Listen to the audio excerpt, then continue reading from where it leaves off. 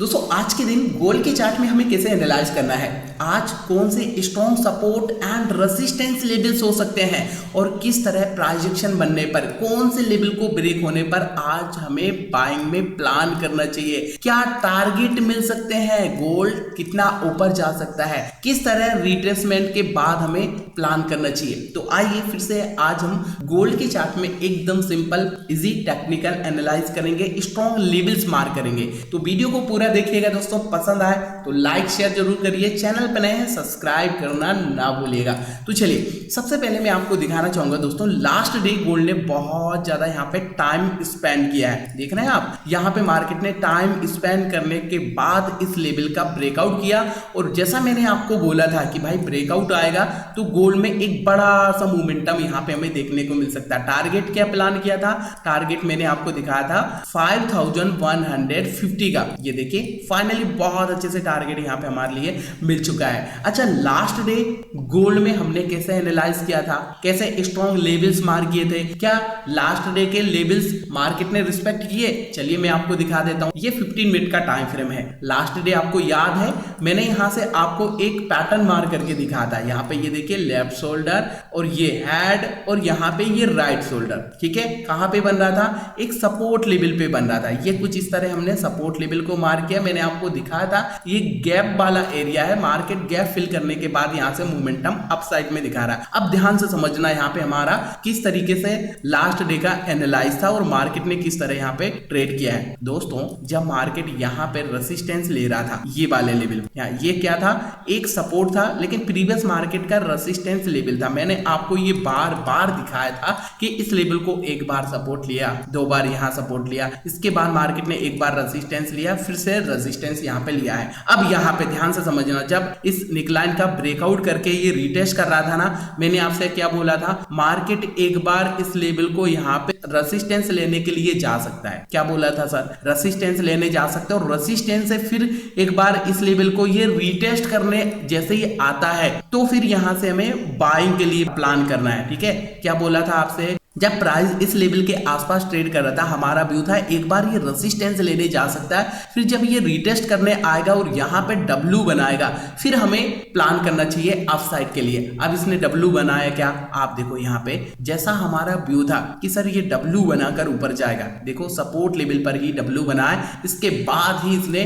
Momentum यहाँ पे किया है। तो आपको दिखाई दे रहा है जो लेवल्स लास्ट डे हमने सपोर्ट एंड रेजिस्टेंस के मार्क किए थे, कितने अच्छे से मार्केट ने इन लेवल्स को यहाँ पे रिस्पेक्ट किया है। जैसा हमारा व्यू था कि भाई एक बार ब्रेकआउट हो चुका है, ये रिटेस्ट कर रहा है, बहुत अच्छी बात है, लेकिन अपसाइड जाने के लिए एक बार यहां से इसको रिजेक्शन करना पड़ेगा, फिर से ये सपोर्ट लेने यहां तक आएगा और सपोर्ट लेने के बाद यहां से डब्ल्यू पैटर्न बनाकर ऊपर जाएगा और कुछ ऐसा ही मार्केट ने यहाँ पे ट्रेड किया है। तो देखा आपने लास्ट डे का एनालाइज कितना सिंपल था और कितना परफेक्ट रहा। मैंने आपके साथ टेलीग्राम चैनल पर भी शेयर किया था, दिखा देता हूं आपको। ये देखिए 15 मिनट के टाइम फ्रेम में क्या व्यू था, ये लेफ्ट शोल्डर, यहाँ पे हेड, राइट शोल्डर, ये निकलाइन ब्रेकआउट, ये रिटेस्ट। जब बुलिश नहीं शो कर रहा था, ये लेवल्स मार्क कर लिया था, रेजिस्टेंस का सिंपल सा व्यू था, सर एक बार फिर से ये रिटेस्ट करने आएगा। इसलिए बोलता हूं सर पूरा वीडियो ध्यान से देखा करो, रिटेस्ट करने आएगा, सपोर्ट लेवल पे डब्ल्यू पैटर्न बनाएगा, फिर आपको बाइंग के लिए प्लान करना और ये 5150 का टारगेट इजिली यहाँ पे हमें देखे जाएगा। और ऐसा ही कुछ मार्केट ने यहाँ पे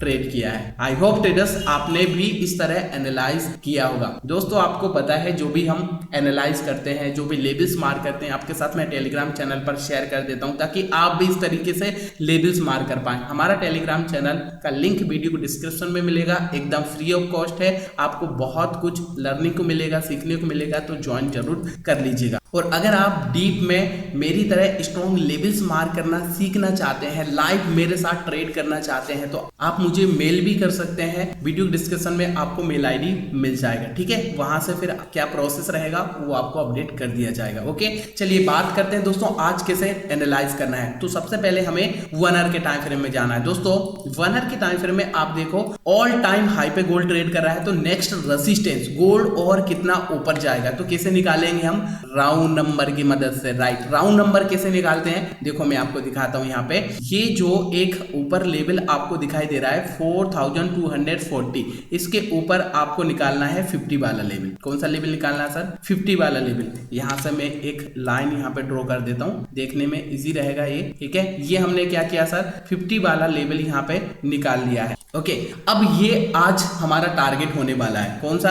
5250। दोस्तों किस तरीके से प्लान करना चाहिए? तो यहाँ पे हमें एक रिट्रेसमेंट चाहिए सर। क्या चाहिए? रिट्रेसमेंट चाहिए। कितना रिट्रेसमेंट चाहिए? इस सपोर्ट के आसपास। क्या अभी यहाँ से बाइंग के लिए प्लान कर सकते हैं? नो सर, अभी बाइंग नहीं कर सकते। क्यों नहीं कर सकते? क्योंकि ये अभी बीच में ट्रेड कर रहा है, मिडिल एरिया में। ये सपोर्ट और ये रेजिस्टेंस इसके मिडिल एरिया में ट्रेड कर रहा है, तो यहाँ पे ट्रेड करना सही नहीं रहेगा। हमें यहाँ पे एक पुलबैक के लिए इंतजार करना चाहिए। कितना पुलबैक? ये सपोर्ट लेवल तक। राइट, सपोर्ट लेवल पे आने के बाद जैसे ही यहाँ से कोई बुलिश पैटर्न बनाता है तो हमें बाइंग के लिए प्लान करना चाहिए। टारगेट क्या मिल सकता है सर? टारगेट ये 5250 का टारगेट यहाँ पे हमें मिल सकता है। ठीक है, मैं आपको 15 मिनट के टाइम फ्रेम में दिखाऊंगा तो आपको और भी अच्छे से समझ में आएगा। ये जो सपोर्ट लेवल हमने मार्क किया है, क्यों मार्क किया है? क्वेश्चन होगा आपका यहाँ पे कि भाई क्यों मार्क किया है? सर यहाँ पे मार्केट ने टाइम स्पेंड किया था, थोड़ा होल्ड किया था, तो जब ये यहाँ से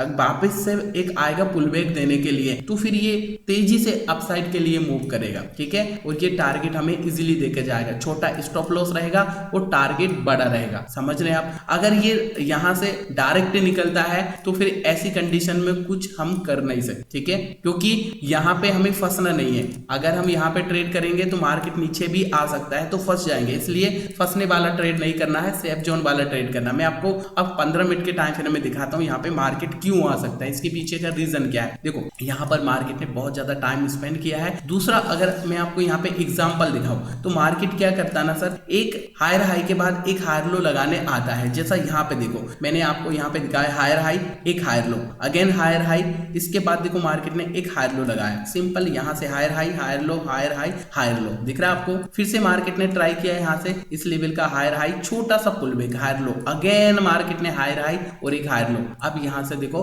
यहाँ पे आप देखेंगे तो एक हायर हाई के बाद यहाँ से चांसेस है कि मार्केट एक पुलबैक लेने के लिए आए, एक हायर लो लगाने के लिए आए। ठीक है, अभी इससे अच्छा कोई और सेटअप आज देखने को नहीं मिल रहा है। ध्यान दीजिए, इससे अच्छा और कोई सेटअप यहाँ पे हमें देखने को नहीं मिल रहा है। यहाँ पर ये देखेंगे हम तो बुलिशनेस अभी शो कर रहा है। गोल्ड यहाँ पे अगर थोड़ा भी पुलबैक करता है या फिर टाइम स्पेंड करता है इस लेवल के अंदर, ध्यान दीजिए ये जो रेड कैंडल बनी है यहाँ पे थोड़ा टाइम स्पेंड करता है और फिर ब्रेकआउट करता है तो भी यहाँ से हमें एक बाइंग का सेटअप बनता हुआ देखने को मिल सकता है। तो ये टारगेट, छोटा सा टारगेट यहाँ पे हमने देखा है 5250, एक ऐसा टारगेट जो इजीली यहाँ पे हमें आज मिल सकता है। समझ में आया आपको? लेकिन गोल्ड है कि रुकने का नाम नहीं ले रहा है। गोल्ड देखो बुलिशनेस शो कर ही रहा है, यहाँ पे कुछ कर नहीं सकते ऐसी कंडीशन में। यहाँ पर भी अगर ये थोड़ा ऊपर जाके मान लीजिए 5250 के लेवल से भी रिजेक्शन लेता है, ध्यान दीजिएगा यहाँ पे भी हम इस सपोर्ट के आसपास भी अगेन